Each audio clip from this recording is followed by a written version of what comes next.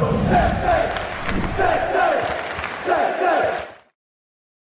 everyone, it's Jack here, TalkNorwichCity. Welcome back to another video. I hope you're all doing very well indeed. I hope those of you that went to Carrow Road have dried off. The biblical rainfall was certainly there to see, and there were small glimpses of goodness under David Wagner. We did lose 1-0 to Blackburn. We'll be getting onto that shortly. But I wanted to start today's video by talking about Todd Cantwell. Todd has been linked with a move to Rangers. Rangers manager Michael Beale has commented on the situation, saying that Todd should be looking for a move to reignite his career.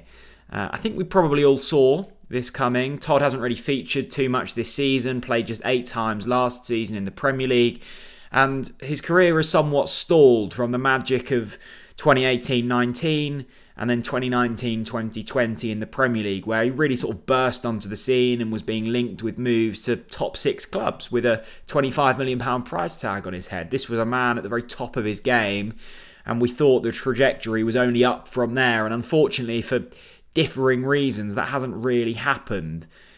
Todd is a very able and gifted footballer. I think we've all seen the magic that he can produce. I think there's very few players in this squad at the moment that has the ability on their day to create quality out of nothing. But unfortunately, the consistency in game time just hasn't been there. And for any player, and particularly attacking players, if you're not getting on the pitch on a regular basis, you're going to struggle. Now, I think towards the end of the Daniel Farke regime for Todd, there were probably issues between those two. I'm not sure 100%, but it seemed like there was.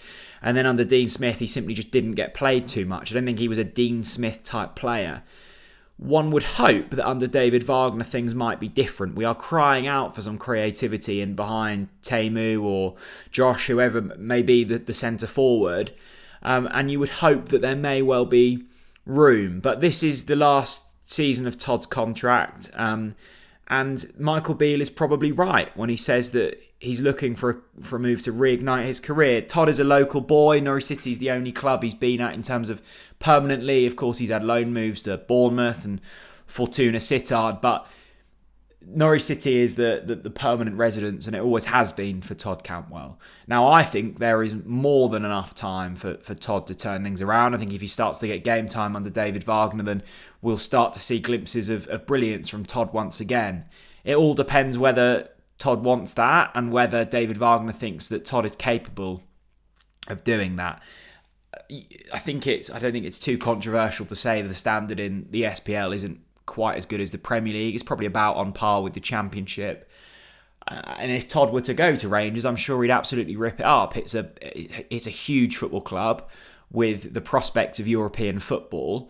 And I think any player would jump at that opportunity. We heard just a couple of weeks ago on the TNC podcast of how fond Kenny McLean is of Rangers and Ibrox. And I think it's a really appealing move for anyone. I think the thing that Todd really needs to do now is get his head down and crack on, because he's no longer a young player. He's 24 years old. He's been on the scene for a while. He couldn't get into the squad, into the first 11 at Bournemouth. He struggled to this season at Norwich City. And to go from that to starting for Rangers would be one hell of a move. It feels wasteful, if I'm being honest, because we know what Todd is capable of. We've seen it multiple times in a Norwich City shirt. The goals he scored, the assists he's created, the dogged performances he's put in. I think that's been one thing of Todd's career is, with age, he has become certainly more defensively aware and has put in some really prominent performances over the years. But as I said earlier, the consistency simply hasn't been there. So it's going to be interesting to watch whether Todd makes the move up north to Rangers. I, for one, would love to keep him, but of course that comes with a whole array of complexities, and maybe we're just too far gone with what we can see with Todd. But I really want it to work for him here, and I think that kind of quality coming through an academy is a once every 5 years sort of thing. So it'd be a shame to see him go after a couple of years of downward trending.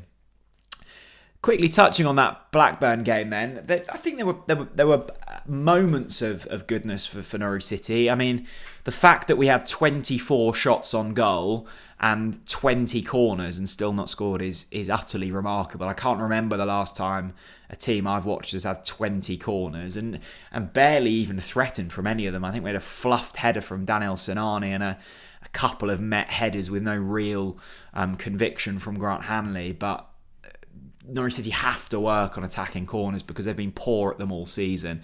Defending them have been okay, and I think defending set pieces we have been better than previous campaigns, but attacking set pieces we've just been woeful. And I think that will be the frustration for David Wagner and probably Alan Russell and Dean Smith as well, is for the most part in games, Norwich have defended quite well and have kept the opposition at bay, but have just find new ways consistently to give away goals. I mean, there will always be moments in a season where you do have a defensive error, like we saw with Grant Hanley against Blackburn, when you're trying to play it out from the back, and I think I would much rather see my football team pass it out from the back rather than just hoofing it long and losing possession. But it wasn't even like he was under too much pressure, Grant. It was a really simple pass that he just got wrong, and I think that unfortunately comes from lack of confidence, and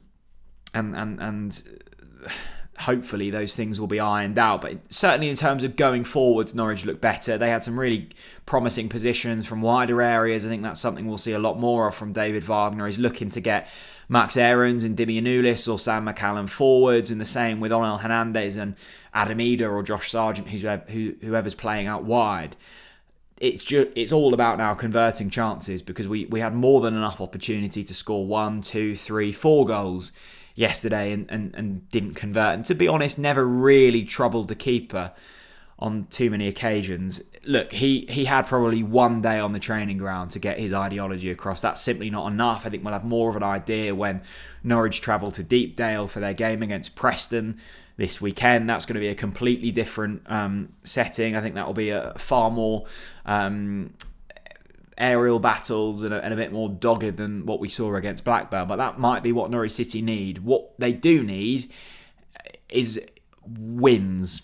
And I know that sounds really basic, but winning breeds winning. And at the moment, they are so low on confidence. As soon as they go behind, you just know they're not getting anything out of it, and that needs to change. And I think that can change quite quickly in this division.